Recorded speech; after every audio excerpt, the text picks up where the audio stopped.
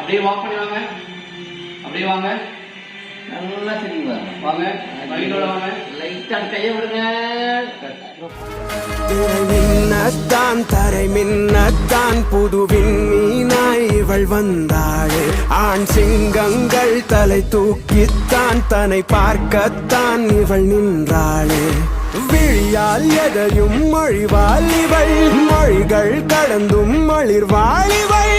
ஒளியாய் அழகாய் பொழிவாள் இவள், நிலவாய் நிலவாய் காய்கின்றாள். இளைஞர் கனவில் தினமும் இவள், பலரின் மனதில் மனமும் இவள். சிலரின் விழியில் பணமும் இவள்,